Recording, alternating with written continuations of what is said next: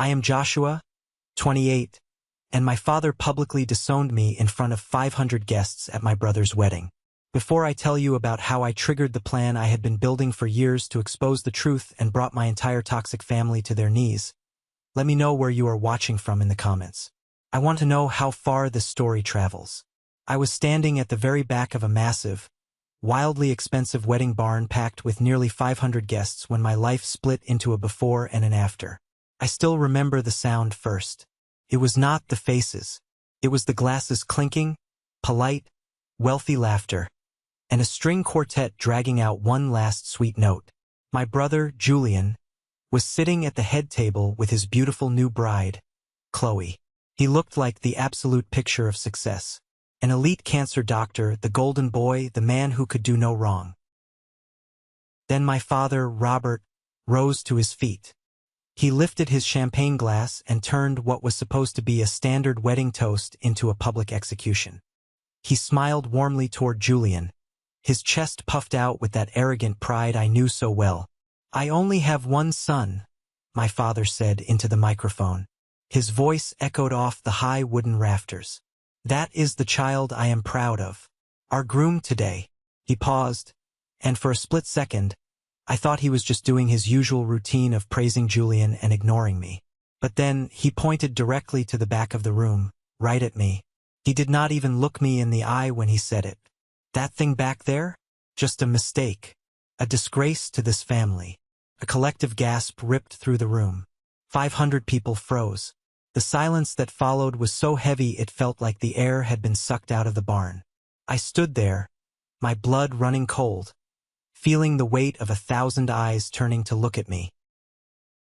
Then my mother, Evelyn, sitting straight-backed in her pale silk dress, gave a tiny, dry laugh. She leaned toward the microphone and added, "We should have put it up for adoption when we had the chance." For one long second, nobody moved. Then the whispering started. It was low and hungry, spreading from table to table like fire through dry grass. Everyone was waiting for me to break. They were waiting for me to cry, to yell, to make a scene that would confirm exactly what my parents had just called me. Unstable, a mistake, a piece of trash. I smiled. I actually smiled because if I let my face crack right there, I knew I would collapse in front of every person they had ever performed their perfect family routine for.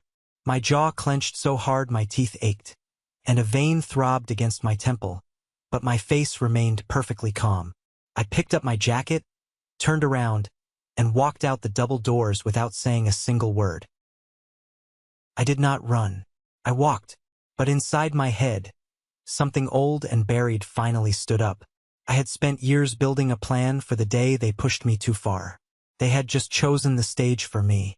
The moment I stepped into the cool night air, the terrified, unwanted little boy inside me died forever. In his place was a man who knew exactly what needed to be done. I made it to my car before my knees finally gave out. The bright lights of the wedding barn blurred behind me in the rearview mirror as I drove down the long, dark gravel road. I was gripping the steering wheel so hard my knuckles were stark white and my fingers cramped. I pushed the gas pedal down, putting as much distance between myself and that toxic nightmare as possible. I did not cry right away. That is the strange thing about absolute humiliation. When it becomes too large to fit inside your body, sometimes it does not come out as tears. Sometimes it becomes a silence so cold it feels borrowed from a grave. I drove for about 20 minutes, the radio completely off, just listening to the hum of the engine and the tires against the asphalt. Eventually, I pulled over on the shoulder of the highway.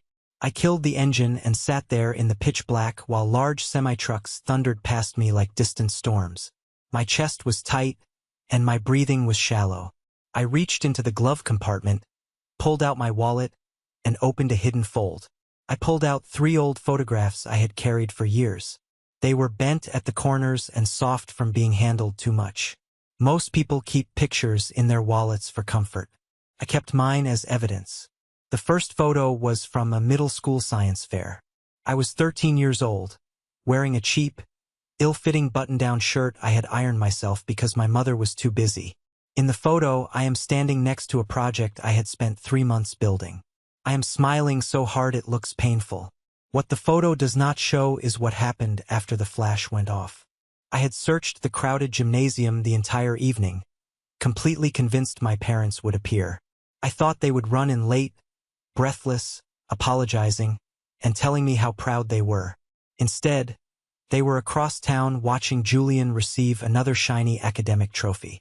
When the fair ended, I watched other kids run into their parents' arms, celebrating. I stood behind my table alone until the school janitor asked if I needed to use his phone to call for a ride. That night, I had walked 3 miles home in the dark. When I got there, I locked myself in the bathroom, sat on the cold tile floor, and pressed a towel so hard against my mouth to stop myself from sobbing that I actually threw up from the physical strain. I remember staring at the mirror afterward, my eyes red and swollen, and thinking, maybe if I work harder, maybe if I am better, they will come next time. Isn't it pathetic how long a child can mistake blatant neglect for a challenge instead of a verdict?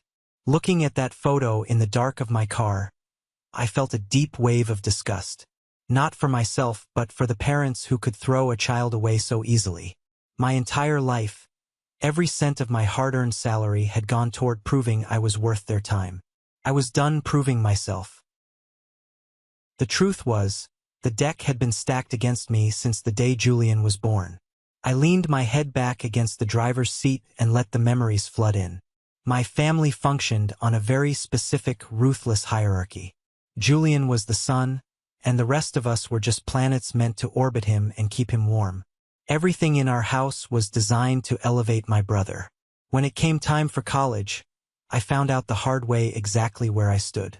I had worked 2 jobs in high school, assuming my parents would at least help me with tuition the way they were helping Julian. But when the acceptance letters came, my father sat me down in his study. He did not even offer me a seat. "We are liquidating your college fund," he had told me, his voice flat and businesslike. "Julian's medical school track requires significant financial backing. He is an investment. You, Joshua, need to learn the value of hard work. You can take out loans." He did not just take the money. He took my future and handed it to Julian on a silver platter. I watched my brother drive a brand new car off to a prestigious university, while I worked night shifts at a warehouse just to pay for community college credits. Julian never thanked me. He never acknowledged the sacrifice. He just smiled his perfect, practiced smile and accepted it as his birthright. Over the years, Julian learned how to weaponize my parents' favoritism. He was brilliant at it. He never had to get his hands dirty. If he made a mistake, he knew exactly how to twist the narrative so the blame landed squarely on my shoulders.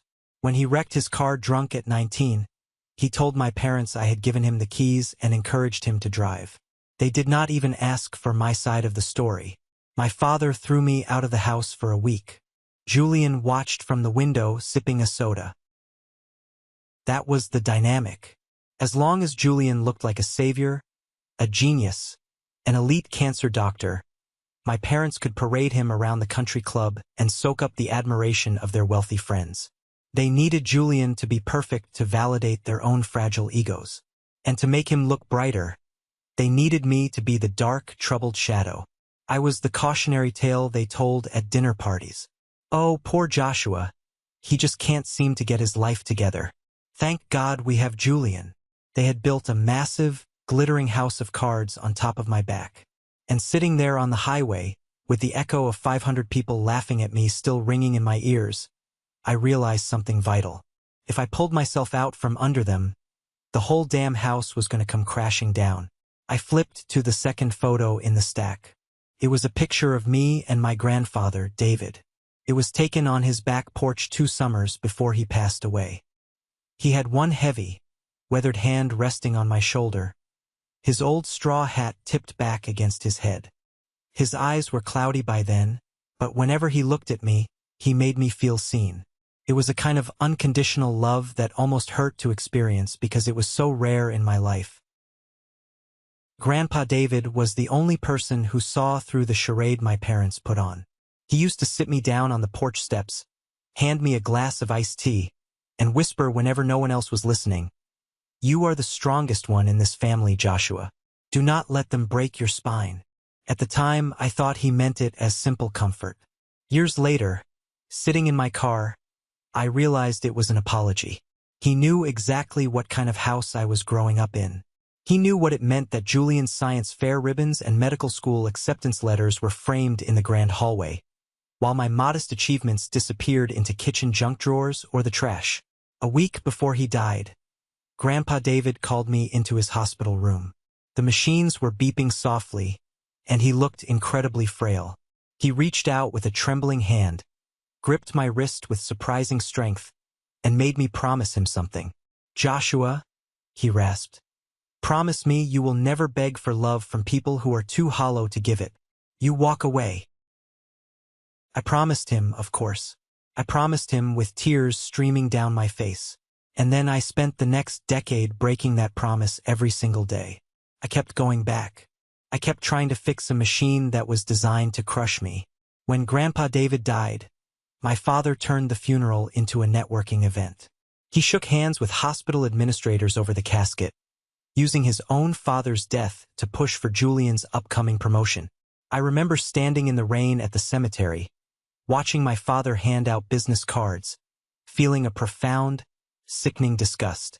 My grandfather's estate, a modest but meaningful inheritance, mysteriously vanished into my mother's investments before the dirt on the grave was even settled. I never saw a dime of it, but Julian suddenly had the down payment for a luxury condo. Staring at the photo of Grandpa David, I traced the edge of his face with my thumb. The third and final photo was of my Aunt Sarah. "Joshua, listen to me," she said fiercely. "One day, the truth about this family will come due. You just make sure you are the one holding the receipts." At the time, I thought she meant karma in some vague spiritual sense. I thought the universe would eventually step in and punish them for their cruelty. Sitting there on the shoulder of the highway, having just been discarded like garbage in front of 500 wealthy socialites, I finally understood what she really meant. She meant debt. Real debt. The kind that accumulates massive interest over time. My parents only understood one language: consequences. They did not stop when you cried. They did not stop when you pleaded. They would only stop when the cost of their cruelty became too expensive to bear. And unlike the shaking little boy standing alone at the science fair, I was no longer waiting for them to choose me. I was done auditioning for basic human decency. I put the 3 photos back into my wallet and tucked it securely away. I reached out, turned the key in the ignition, and the engine roared to life. I merged back onto the highway and drove home with a strange, terrifying calm settling over my chest. By the time I turned into my driveway, I already knew that what happened in that wedding barn was not the worst thing they had ever done to me. It was simply the last thing. My house was dark when I walked through the front door, but I did not bother turning on the lights right away. I stood in the entryway, my suit jacket in one hand, my car keys tightly clenched in the other, and just listened to the steady sound of my own breathing. I was perfectly sober, perfectly awake, and absolutely dangerous. I walked directly to my home office. I bypassed the main desk and went straight to the heavy oak bookshelf in the corner. Behind a row of old college textbooks, I pulled out a small, locked fireproof safe. I punched in the code, the heavy metal clunked open, and I pulled out a small black digital voice recorder and a thick USB drive. I had bought that recorder 4 years earlier. Back then, my suspicion was still something I hated myself for. I still desperately wanted to believe there had to be some hidden reason for my father's coldness, some explanation that would make the architecture of my family less monstrous. But monsters rarely hide behind fangs and claws. Most of them hide behind expensive suits, polite manners, and country club memberships. I sat down at my desk, booted up my laptop, and plugged in the USB drive. I clicked through a maze of hidden folders until I reached one securely labeled Tax Receipts 2019 to 2023. That label was fake, of course. Inside was a digital graveyard. Photos, banking notes, dates, and audio files. Years of fragments. Years of quietly observing while my family assumed I was too much of a failure to be a threat. I clicked on the first audio file. It was dated 18 months ago. I hit play. At first, The speakers hissed with the sound of traffic noise and rustling fabric from inside my father's luxury sedan. I had slipped the recorder under his passenger seat after he borrowed my car jumper cables. Then my father's voice came through. It was low, intimate, and warm in a way I had never, ever heard him speak to my mother. "You are the only person I can be real with, Elena," my father murmured to a woman who was definitely not his wife. Elena was a senior administrator at his hospital. A woman who wore a shiny wedding ring and smiled brightly at my mother during company fundraisers. "My wife only knows the version of me I perform. It's exhausting. You're the real thing." I had listened to that recording dozens of times over the past year. The words should have gone numb by now, but they never did. My hands still trembled every single time. There is something uniquely grotesque about hearing the man who ruthlessly lectured you about morality and family values speak like a pathetic coward in love with his own reflection. My father's pristine reputation, his high-status job, his entire moral high ground was built on a filthy, hypocritical lie, and I had it right here in my hand. I minimized the audio file and opened the next folder. This one was dedicated entirely to my mother, Evelyn. She had spent decades meticulously building herself into the kind of woman local lifestyle magazines called graceful, philanthropic, and community-minded. But beneath the tailored Chanel dresses and polished charity luncheons was a desperate gambler of a very different kind. My mother had sunk massive amounts of money into underground investment circles, miracle wellness ventures, and private real estate deals pitched by wealthy women who promised exclusivity and legacy wealth. She had quietly drained every single account she had access to. I found the first clue entirely by accident while helping her set up a new laptop 2 years ago. One stray email about an overdue notice led to another. A missed payment led to a lawsuit threat. And eventually, the whole elegant house of cards revealed itself. She had refinanced their massive home in secret.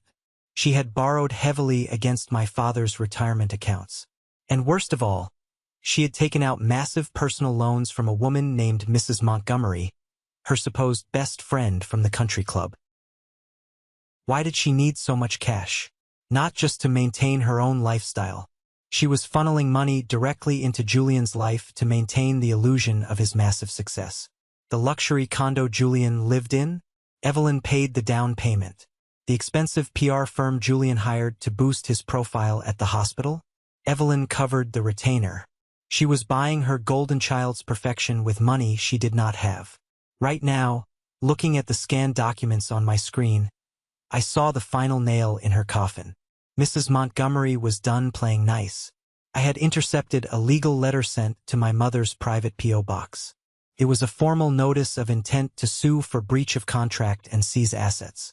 The queen of the local social scene was secretly drowning in debt, and her friends were getting ready to publicly strip the crown from her head. I printed the legal notices, the bank transfer records, and the loan agreements.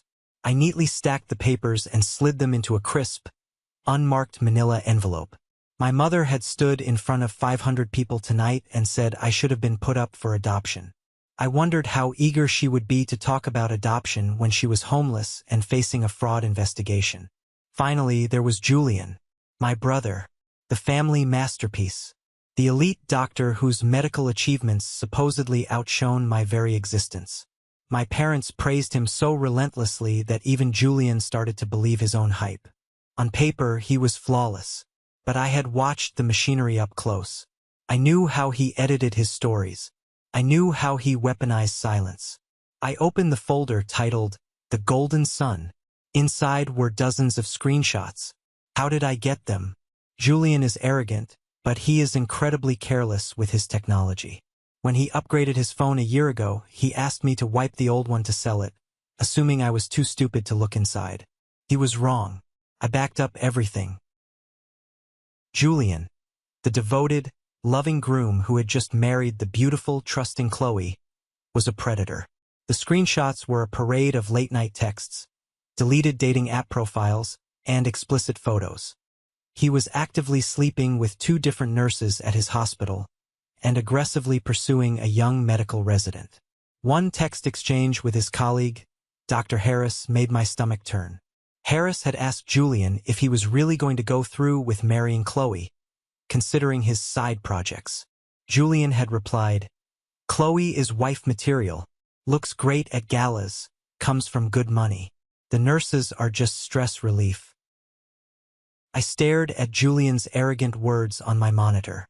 He had let my parents strip me down and humiliate me in public tonight because it preserved the hierarchy that fed his ego.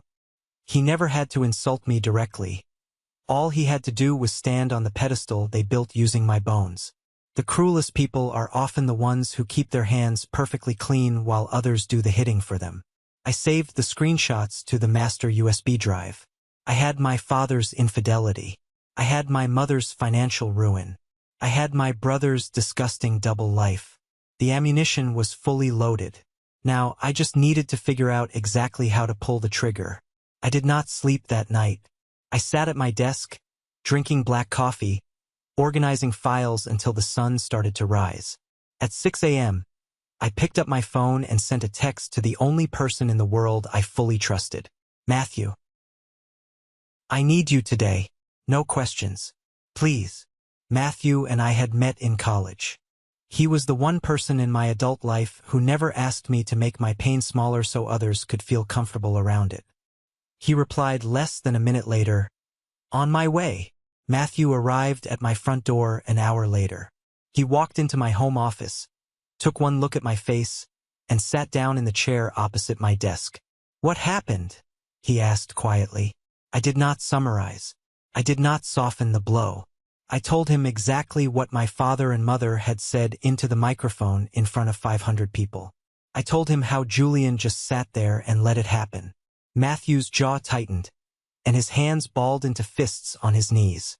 Then, I turned my laptop around and pushed it toward him. "Before you tell me not to do something stupid, just read this. Listen to this." For the next hour, Matthew sat in dead silence. He listened to my father's affair recordings. He read through my mother's financial disaster. He scrolled through Julian's sick text messages.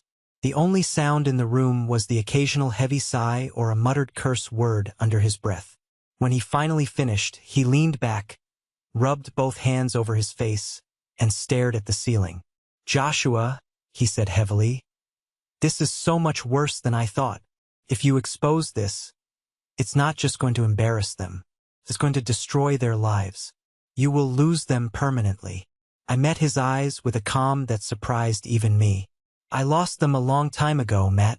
Last night was just the first time they made sure 500 other people saw it, too." Matthew looked at me for a long time. Then, he reached across the desk and pressed his hand flat against the manila envelope of evidence. "All right," he said, his voice dropping an octave. "Then we don't do this messy. If you explode on social media, they will paint you as the crazy, jealous brother. We do it clean. We put them in a room where they think they still control the script, and then we take the script away.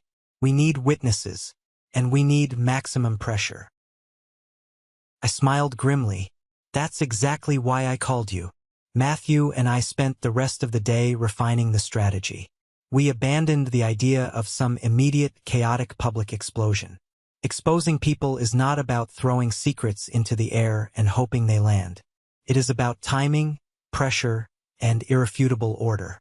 We needed containment first, fracture second, and exposure third. "You need at least one more pair of eyes in the room," Matthew said, pacing across my rug. "Preferably someone whose opinion Julian actually fears. Someone with a strict moral compass." "Chloe," I said immediately, "my new sister-in-law. She was smart, composed, socially respected, and completely naive about the rot hiding beneath her new family's portrait. If Julian's secrets were exposed in front of her, he would have nowhere to hide." "Exactly," Matthew agreed. "We invite them over for dinner. Not today. Too abrupt. 2 days from now. Just enough time for everyone to cool down and assume you've accepted your punishment." I pulled out my phone. I needed to send a message that sounded restrained, defeated, and ashamed. I hated playing the victim, but Matthew was right. Narcissists like my parents are always most vulnerable when they think they have broken you back into obedience. I drafted the text and read it aloud to Matthew. Dad, Mom, Julian. I don't want things to stay the way they were after the wedding. We should talk privately. Dinner at my place. Thursday at 7 p.m. Please come. Bring Chloe. I would like to apologize and fix this before it gets worse. I hit send. Felt like swallowing glass, but I knew the bait was perfect. My father replied 2 hours later with a single arrogant word. Fine. My mother sent absolutely nothing. Julian responded late in the afternoon. For Chloe's sake, let's act like adults. We will be there. I almost laughed out loud at that text. Act like adults. As if publicly calling your own flesh and blood a mistake in front of 600 guests was a hallmark of mature adulthood. The trap was set. They were walking right into the slaughterhouse, completely convinced they were the butchers. The next 48 hours were purely about logistics. I was not going to leave a single detail to chance. I duplicated all the audio files onto a hidden drive and uploaded a secure copy to a cloud folder. I printed selected financial documents and sealed them in thick envelopes. Matthew came over on Thursday afternoon to help me set the physical stage. My house was modest, but I cleaned it until it shined. I set the dining table exactly the way my mother built every holiday table growing up. Tasteful, controlled, and deceptive. I lit candles. I aligned the water glasses. I put an expensive roast in the oven so the house smelled inviting. I wanted them to walk in and feel a false sense of absolute superiority. Test the audio, I called out to Matthew. I had placed a sleek, high-end Bluetooth speaker directly in the center of the dining table, disguised next to a floral centerpiece. Matthew pressed a button on his phone from the hallway, and my father's voice purring to his mistress filled the dining room with crystal-clear precision. Perfect, Matthew said, stepping into the room. He had a secondary role tonight. He wasn't going to sit at the table with us. He was going to be in my den, just down the hall, with the door cracked open. If things spun out of control or if my father got violent, I wanted a reliable, physically capable witness on site. But Matthew had added one final, devastating twist to the plan. I made a phone call today, he told me, pulling a small audio routing device from his bag. I have a contact who works as an executive assistant for Mr. Sterling. Mr. Sterling was the head of the hospital foundation board, the man who controlled my father's job and Julian's upcoming promotion. What did you do, Matt? I asked, my heart hammering. I told the assistant that Robert and Julian were going to have a highly sensitive family conference regarding some hospital liabilities tonight. I told her Mr. Sterling needed to dial into the secure line at exactly 7:30 p.m. to listen in silently. I routed the microphone in the dining room directly to this line. I stared at him, stunned. You're wiring the room? If Sterling hears this, my dad's career is instantly over. That is the point, Joshua, Matthew said coldly. They cut you down in front of 500 people. You are going to burn their empire to the ground with one phone call. At 6:45 p.m., headlights flashed across my front window. I stood by the table, straightening my tie. My pulse steadied instead of spiking. I felt a terrifying, absolute calm. The players had arrived. The stage was set. It was time to pull the curtain back. At exactly 7 p.m., the heavy brass knocker on my front door echoed through the hallway. My pulse was a steady, rhythmic drumbeat in my ears. I took one last deep breath, smoothed the front of my shirt, and walked over to open the door. The moment I turned the handle and pulled the door wide, the heavy, suffocating atmosphere of my childhood rushed into my home. My father, Robert, stepped over the threshold first. He did not say hello. He did not offer a handshake. He simply looked around my modest living room with a thinly veiled expression of distaste, as if the air in my home was somehow beneath him. He was wearing a sharp, custom-tailored navy suit, looking every bit the authoritative patriarch. Evelyn, my mother, followed closely behind him. The sharp, overwhelming scent of her expensive designer perfume instantly overpowered the warm smell of the dinner I had prepared. She carried a limited-edition handbag shield-like across her chest and refused to meet my eyes. Julian entered next, his hand resting lightly on the small of Chloe's back. Julian looked like a man stepping down from a throne to visit the peasants. He wore a patronizing, benevolent smile, the kind of smile you give a misbehaving dog that finally learned to sit. He parked his brand-new Porsche in my driveway, making sure it was angled perfectly under the street lamp so the sleek lines were visible from the front window. "Joshua," Julian said, his voice dripping with practiced warmth. "It is good of you to reach out. Really. It takes a big man to admit when he has caused a scene." I stared at him for a fraction of a second, letting the sheer audacity of his statement wash over me. He was standing in my house, pretending that I was the one who had ruined his wedding by quietly walking out after being publicly humiliated. "Come in," I said evenly, gesturing toward the dining room. "Dinner is ready." Chloe gave me an apologetic, tight-lipped smile. "Thank you for having us, Joshua. The house smells wonderful." She was the only one who seemed genuinely uncomfortable, her eyes darting between her new husband and me, clearly sensing the invisible landmines scattered across the floorboards. We moved to the dining room. I had set the table perfectly. The crystal water glasses caught the candlelight, the silverware was perfectly aligned, and the roast sat in the center of the table, looking like a magazine spread. I took my seat at the far end of the table. Robert sat opposite me, assuming the position of power. Evelyn sat to his right, Julian and Chloe to his left. For the first 10 minutes, we went through the agonizing motions of a normal family dinner. Plates were passed. Water was poured. Chloe desperately tried to smooth the tense air with harmless questions about my work and recent travels.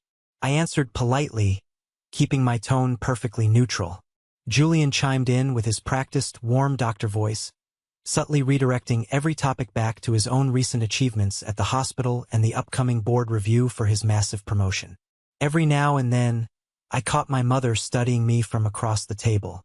Her eyes were narrowed, assessing me. She was waiting for the emotional breakdown. She was waiting for the tears, the frantic apology, the instability she could categorize and use to validate her cruelty.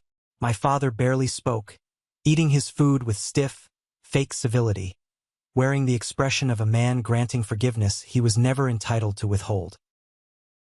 When the main course was nearly finished, Julian wiped his mouth with a linen napkin, set it down beside his plate, and intertwined his fingers. He leaned forward, adopting his best bedside manner. "Joshua," Julian began, his voice dropping into a serious, commanding register. "I think we are all here tonight because what happened at the wedding got a little out of hand." I stopped chewing. I placed my fork down on my plate. The metallic clink was the only sound in the room. I looked directly at my brother. "Out of hand," I repeated slowly, letting the words hang in the air. "Not cruel, not monstrous, just a little disorderly."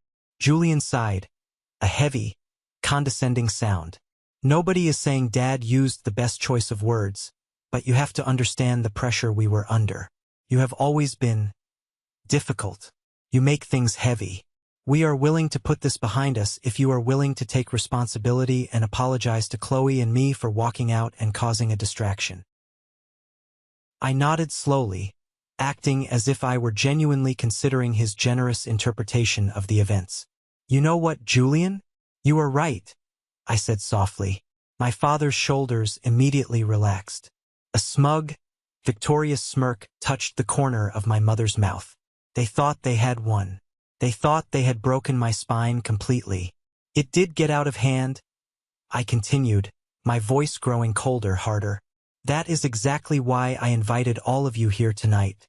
I thought maybe, for once in 28 years, we could stop pretending."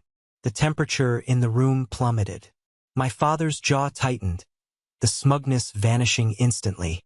Chloe looked from face to face, her brow furrowing, sensing the massive shift in the atmosphere before she could fully understand it. My mother gave a dry, irritated little sigh and crossed her arms. "If this is going to be another one of your emotional performances, Joshua, I am simply not interested. We did not come here to be lectured." I smiled directly at her. It was not a warm smile. "No, Mom. This is not a performance. This one comes with documents. Nobody spoke. I pushed my chair back, the wooden legs scraping loudly against the hardwood floor. I stood up, walked over to the wooden sideboard against the wall, and picked up the small, black Bluetooth speaker. I walked back and placed it directly in the center of the dining table, right next to the floral centerpiece, like an extra course they were forced to swallow. Julian's eyes narrowed to slits. He leaned back in his chair. "What is that?" I sat back down and folded my hands on the table. The reason this conversation is finally going to stay honest. My father pushed his chair back half an inch. It was a tiny movement, but a massive tell. He was preparing to fight or flee. "Joshua," he said, warning laced heavily into his tone. "Whatever childish stunt you think you are pulling tonight, I suggest you stop right now." I did not break eye contact with him. I reached into my pocket, pulled out my phone, and pressed play. At first, the dining room filled with the muffled, static sound of traffic and the rustling of fabric. My father frowned, confused. Then the audio cleared up. My father's voice emerged from the speaker. It was unmistakable. It was softer, more vulnerable, and more intimate than any of us had ever heard him speak inside our own home. "You are the only person I can be real with, Elena," the recorded voice murmured, the words dripping with desperate affection. Chloe frowned deeply, glancing at Julian in confusion. My mother's hand froze mid-air, her fingers tightly gripped around the stem of her crystal water glass. The color began to drain from her face. The recording continued, loud and perfectly clear. "My wife only knows the version of me I perform. It is completely exhausting playing the perfect husband for Evelyn. You are the real thing, Elena. I can't wait until I can stop pretending." My mother went paper white so fast it was almost theatrical. Her mouth opened, but no sound came out. Her eyes darted wildly toward my father, who was staring at the speaker as if it were a live grenade. "Turn that off," Evelyn whispered, her voice trembling violently. I did not move a muscle. My father lunged forward across the table, his arm knocking over his wine glass. The dark red liquid spilled across the white linen tablecloth like a fresh wound. He slammed his hand down on the speaker, violently hitting the pause button and knocking the device sideways onto the floor. "This is insane," he barked, his face flushing a deep, dangerous crimson. Chloe was staring at my father with wide, horrified eyes. "Who is Elena?" she asked, her voice shaking. Is that the hospital administrator?" Julian cut in immediately, his hands raised in a placating gesture, slipping instantly into damage control mode. "Chloe, don't listen to this." My mother made a broken, guttural sound in the back of her throat. It was not a sob. Not yet. It was the horrific noise of someone realizing their absolute humiliation now had an audience. She had spent decades building a flawless image, and I had just set it on fire in front of her new daughter-in-law. "Robert," she said, looking at my father with desperate, pleading eyes, begging him to hand her a version of reality she could actually survive in. "Tell me this is a joke." He did not answer her. He did not even look at her. He was staring at me with naked, unadulterated hatred. It was the pure, unfiltered hatred he used to keep carefully hidden behind his masks of disappointment and stern parenting. "You piece of garbage," Robert hissed, his hands balled into tight fists on the table. I ignored him. I reached down to the floor beside my chair, picked up the thick manila envelope, and slid it directly across the table until it hit my mother's dinner plate. "Open it," I commanded. Evelyn stared at the brown envelope as if it were covered in venom. She shook her head rapidly, her perfectly styled hair falling out of place. She refused to touch it. "I said open it," I repeated, my voice rising slightly. Julian grabbed the envelope instead.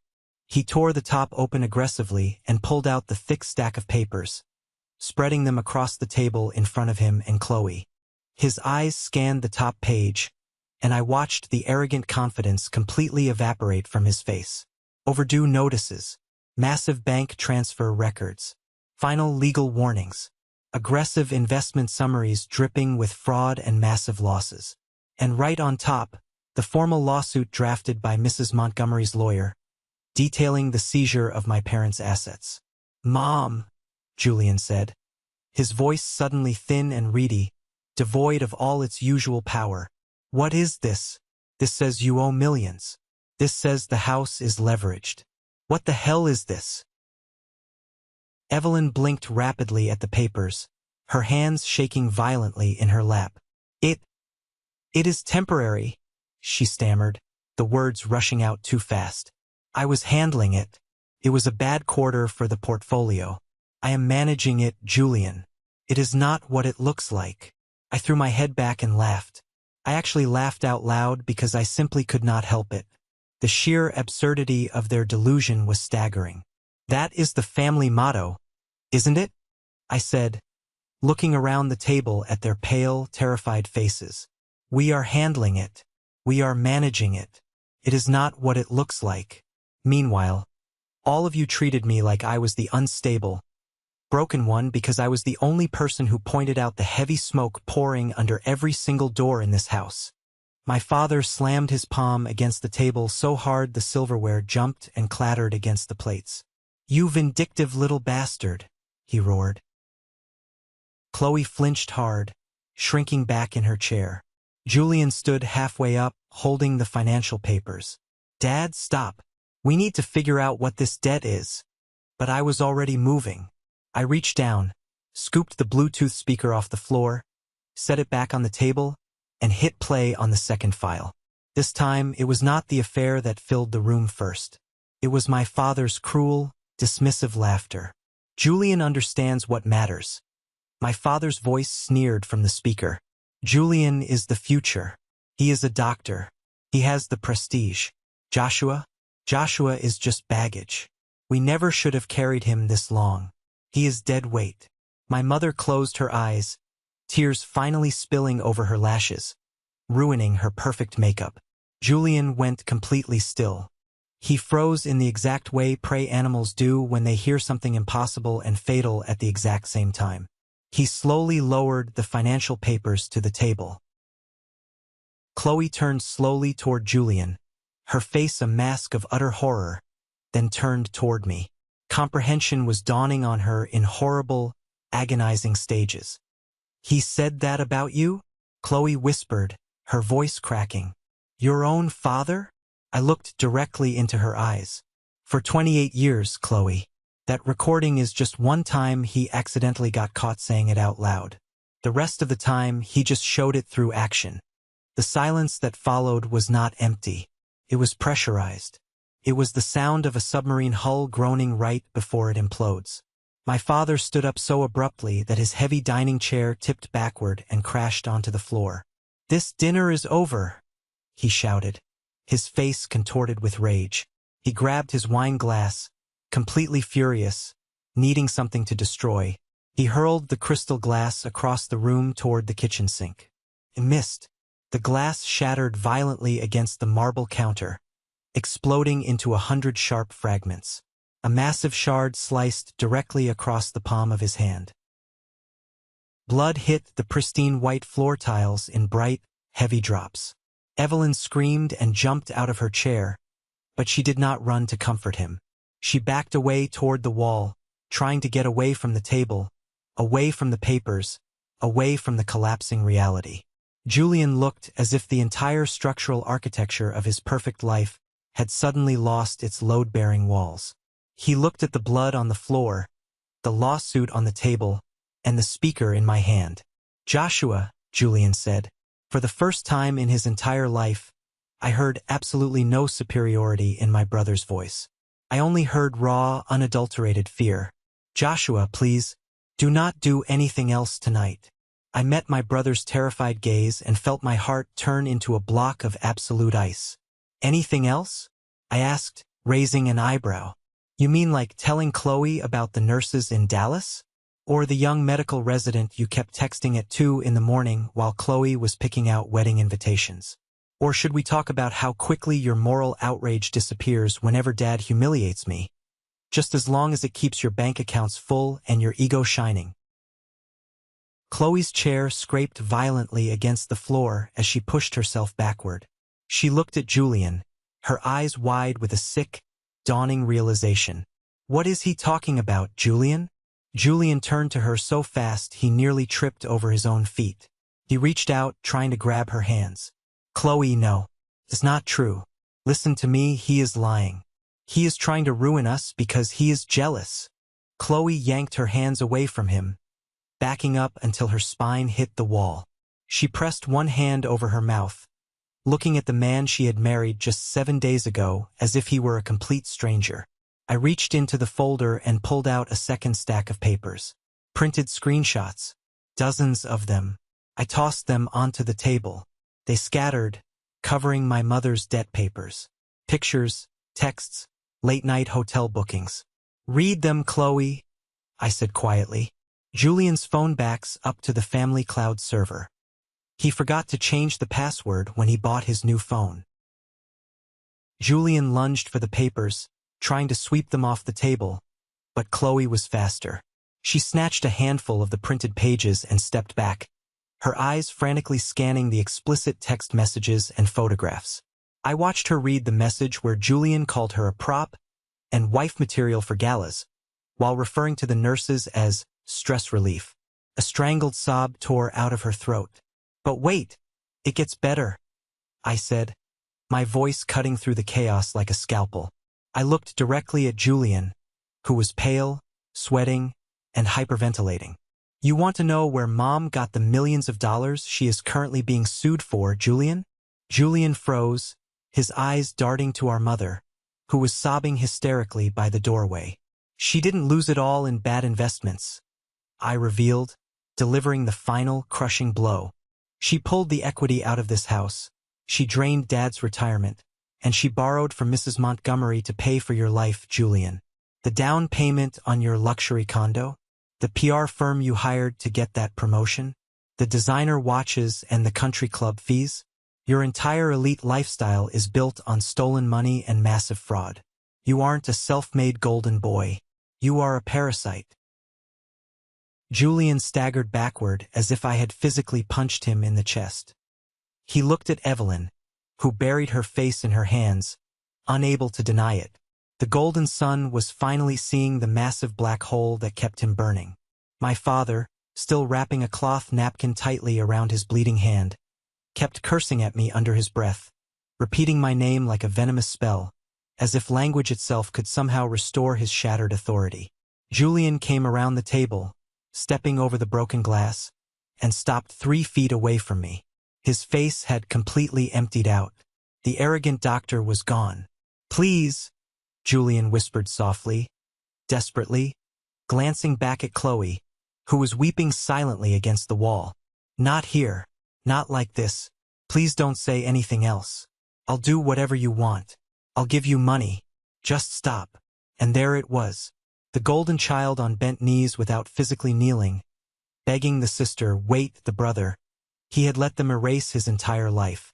When the brother you spent your life hating finally stands in front of you, stripped of his halo, stripped of his power, and begs for mercy, what do? Do you forgive him, or do you let him feel the full, crushing weight of the ladder he climbed using your broken back? I did not answer him right away. I let the silence stretch. I let him stand in the absolute wreckage of his life. I let all of them stand in it. No one at this table, I said, my voice low and lethal, gets to decide my silence anymore. Chloe let out one broken, bitter laugh. She threw the crumpled screenshots directly into Julian's face. She looked around the dining room, looking at the blood, the debt papers, the terrified faces of her new in-laws, as if she were finally seeing the world clearly for the very first time. This isn't a family, Chloe said, her voice shaking with rage and heartbreak. This is a performance built on cruelty and lies. I am done. She turned on her heel and walked out of the dining room. Julian actually dropped to his knees in the foyer, grabbing the hem of her coat, begging her not to leave, his voice cracking so badly it barely sounded human anymore. Chloe, please, we can fix this. I love you. "Don't touch me!" she screamed. The heavy oak front door slammed shut a second later.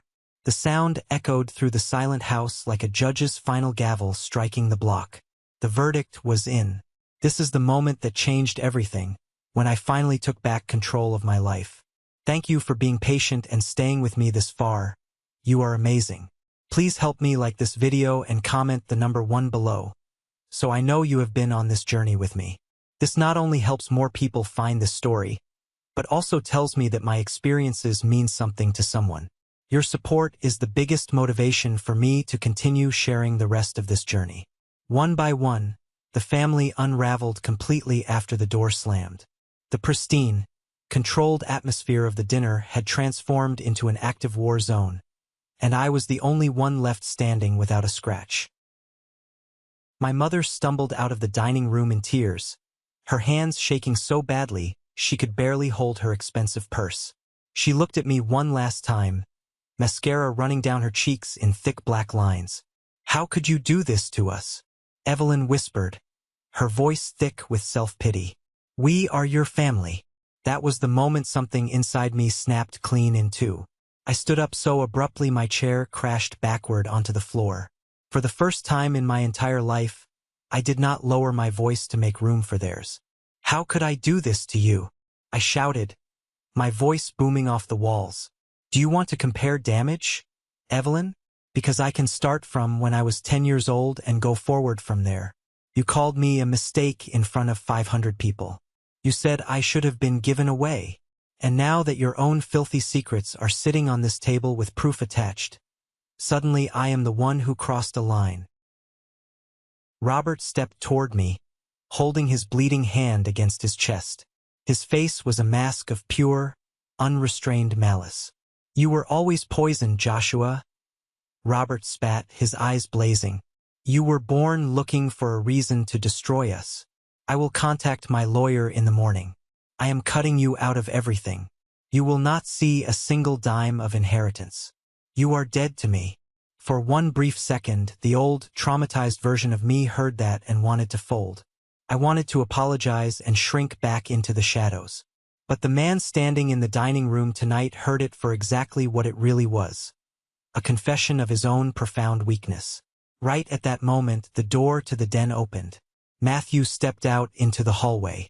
He was calm, solid, and physically imposing. He wasn't being dramatic. He was just present enough to make it explicitly clear to my father that I was no longer trapped alone inside their twisted version of reality.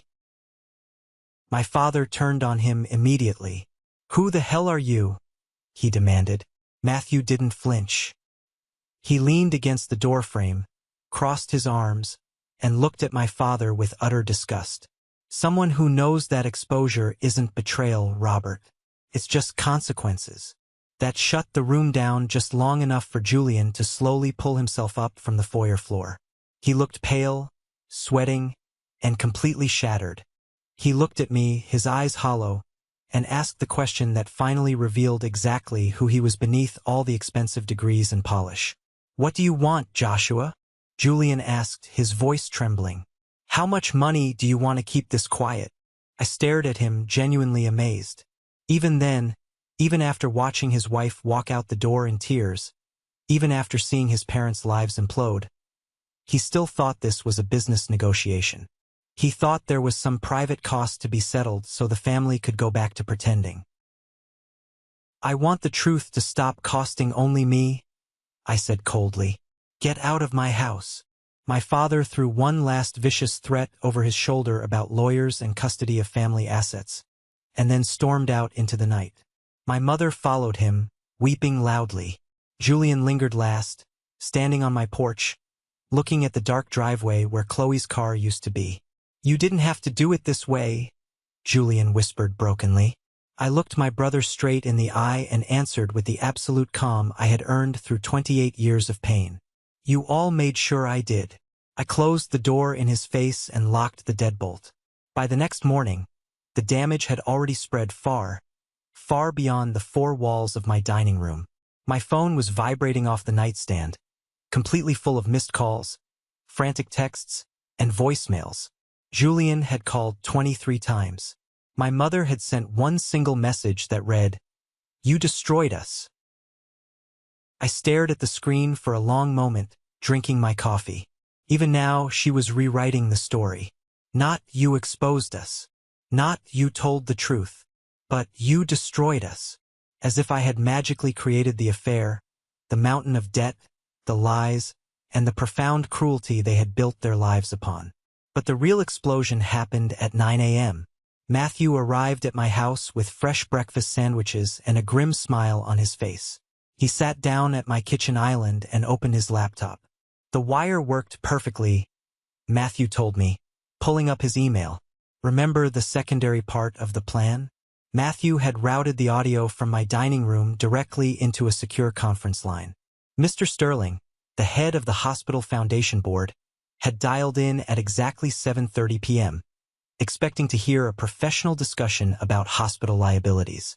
Instead, he sat in his home office and listened to my father admit to a scandalous affair with a senior hospital administrator.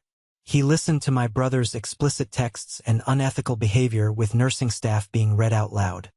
He listened to the entire polished facade of the elite medical family shatter into a million pieces.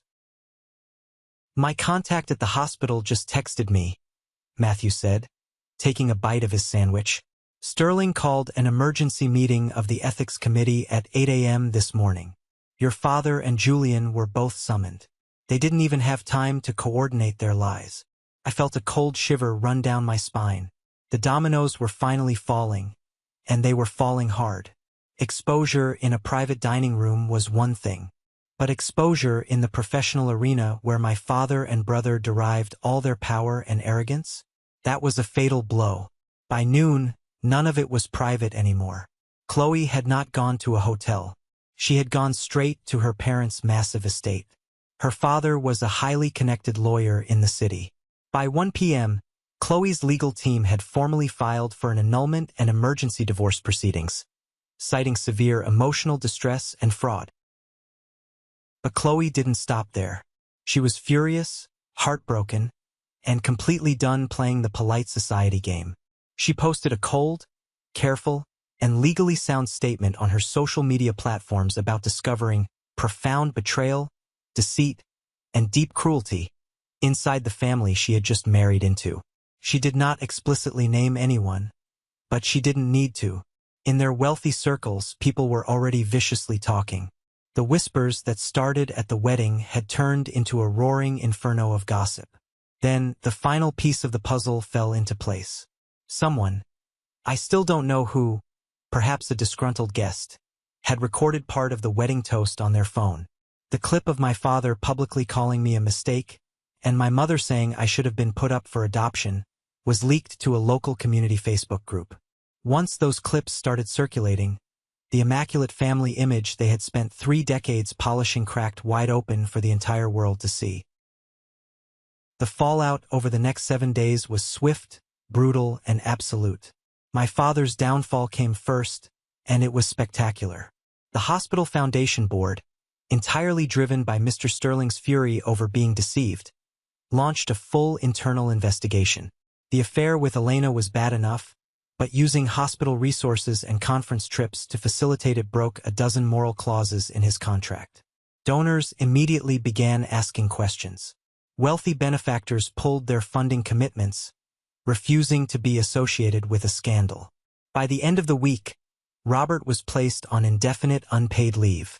He was forced to resign from his position on the board, stripped of his administrative standing, and pushed entirely out of the role he had spent his life using as proof of his absolute superiority. He didn't just lose his prestigious salary. He lost the reputation that had shielded his cruelty for years. He was a pariah. The lawyer he had threatened to call to cut off my inheritance abandoned him when the retainer check bounced. Then, it was Evelyn's turn to face the music. Her hidden debts, fake investments, and secret financial disasters spread through the exact same social circles where she had always performed elegance and control. Mrs. Montgomery's lawsuit became public record. When the other society wives realized Evelyn had been using their country club luncheons to scout for loans she never intended to repay, they turned on her like wolves. Creditors moved in fast. Because Robert's income was suddenly halted, the massive mortgage payments failed. Bank accounts were frozen pending fraud investigations. Legal notices were taped directly to their heavy oak front door.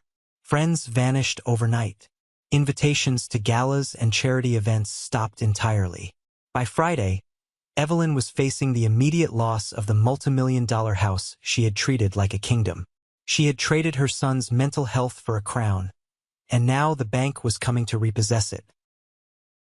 And then came Julian, the golden child, the sun around which the entire family orbited. He was supposed to survive it all. The golden boy always does, right? But Chloe refused to stay silent. During the divorce negotiations, her powerhouse lawyer subpoenaed Julian's phone records. She started comparing timelines, hotel receipts, and lies. What she formally documented was enough to destroy not just the marriage, but Julian's pristine professional reputation. The annulment process moved forward with terrifying speed. Julian was forced to move out of the luxury condo Evelyn had illegally funded for him, because the bank seized it as part of the asset recovery. He had to pack his designer suits into garbage bags and move into a cheap, short-term rental on the outskirts of the city. At the hospital, the whispers followed him relentlessly. Questions about his highly unethical behavior, his late-night text messages to subordinates, and his lack of professionalism spread from the nurse's station to the surgical wing. The highly coveted promotion he had been bragging about at my dinner table? The board gave it to a quiet, hard-working female doctor who actually cared about her patients more than her PR image. Julian didn't lose his medical license, but he lost the one thing he valued most in the entire world: the myth that he was utterly untouchable. He was no longer the elite, brilliant prodigy.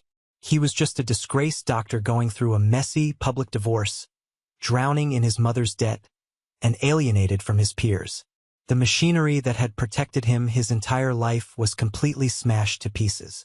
On the 7th night after the wedding, exactly 1 week after my father took the microphone and cut me out of the family, my doorbell rang. I was sitting in the living room, reading a book. I walked to the door, pulled back the curtain, and looked out. All three of them were standing on my front porch. I unlocked the deadbolt and opened the door slowly. The sight before me was almost difficult to process. They did not look like the arrogant, wealthy family that had walked into my dining room just days ago. They looked broken. My father looked gray, hollow, and 10 years older. His expensive suit was wrinkled, and the bandage on his hand looked dirty. My mother was standing a few feet back, crying silently into a crumpled tissue, looking incredibly small without her designer handbag and arrogant posture. Julian stood on the porch like a man who had aged decades in a week. He had dark circles under his eyes, and his shoulders were slumped in defeat. "You made your point, Joshua," my father said, his voice raspy and devoid of all its former booming authority. "This has gone far enough. We are ruined." I looked at him, feeling absolutely nothing. No pity, no anger, just a profound, quiet emptiness. "No," I answered calmly. "It went far enough when you erased me in front of 500 people. It went far enough when you stole my college fund. It went far enough when you watched me cry and called me a burden. This is just gravity finally catching up to you." My mother stepped forward, her hands shaking violently. "Please, Joshua," she sobbed. "We are going to lose the house. Your father lost his job. We have nothing left. Please help us." Julian stepped forward last, the golden son, and this time he didn't just lower his head. He really did sink to his knees. Right there on the hard concrete of my front porch, wearing a wrinkled shirt, the elite cancer doctor fell to his knees, looking up at the brother he had spent his entire life letting them destroy. "Please, Josh," Julian whispered, tears streaming down his face. "Tell people you exaggerated.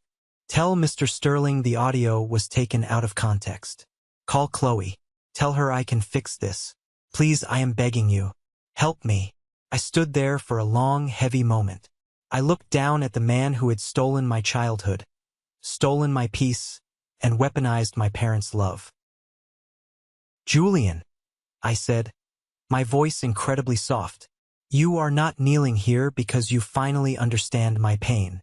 You are not crying because you feel bad for the decades of abuse I suffered. Julian shook his head frantically. I do. I'm sorry. No, you aren't. I cut him off, my voice hardening into steel. You are here because losing me never hurt you.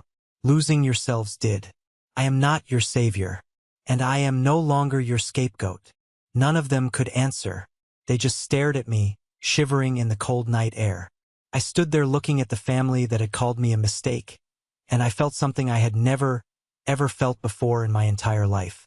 Absolute, unbreakable peace.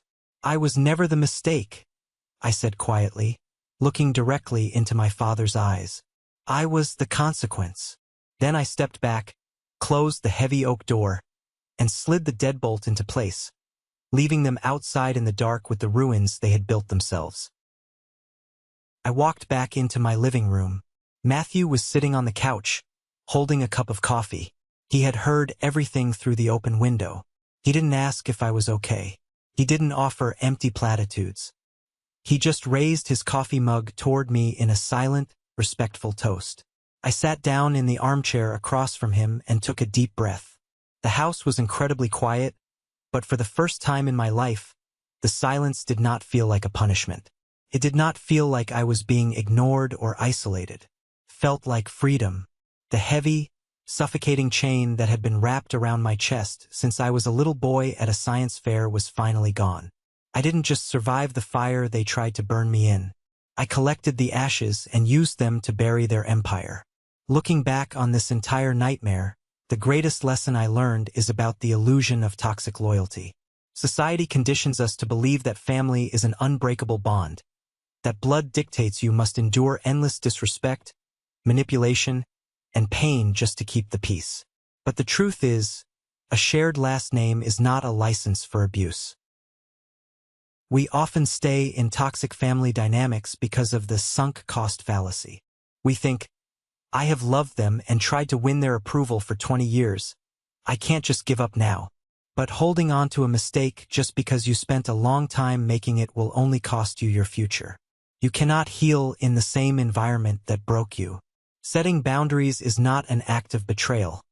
It is an act of deep self-preservation. When people show you they are willing to sacrifice your mental health to protect their pristine image, believe them the first time. You are not obligated to be the collateral damage in someone else's performance. True freedom begins the exact moment you stop auditioning for love that was never meant for you, and realize that your peace is worth far more than their validation. I would love to hear your thoughts on this. What is the one takeaway or lesson from this story that resonated with you the most? Share your perspective in the comments below, or simply drop the word good, so I know you appreciate the lessons this journey brought to light. Thank you for listening.